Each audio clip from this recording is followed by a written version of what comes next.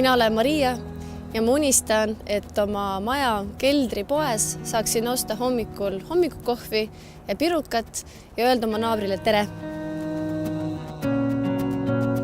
Olen Germo ja ma unistan, et inimesed avastaksid taas, kui tervislikud on naturaalsed ehitusmaterjalid.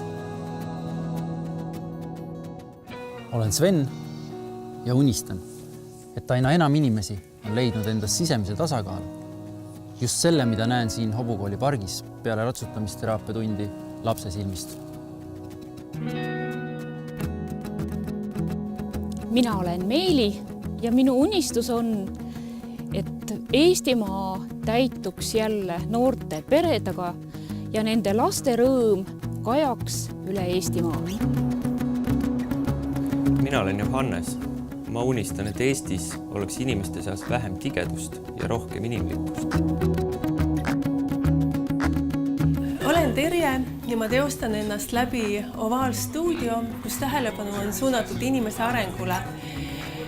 Ma unistan sellest, et õnn saaks alguse südamest, mitte asjadest.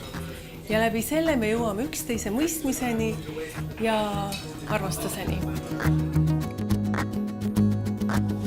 Mina olen Oleg ja ma unistan sellest, et igal loomal oleks oma kodu ja iga loom oleks kaitstud. Igas kodus ei pea olema lemmiklooma, aga igal lemmikloomal peab olema oma hea kodu.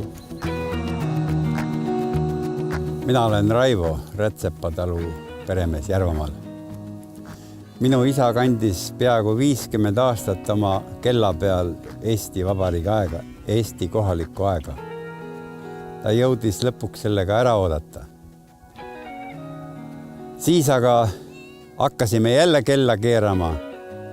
Mina unistan sellest, et mina võiksin ärgata kukelauluga ja lehma ammumisega.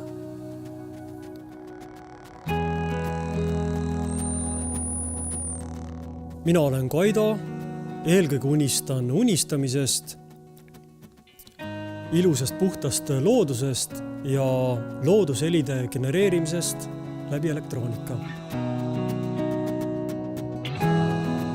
Mina olen Kristel ja mina unistan sellest, et ühel ilusal päeval oleks Eesti riigis, vaatamata sellele, millised on meie laste muusikalised eeldused, võimalik kõikidel lastel pillimängu õppida.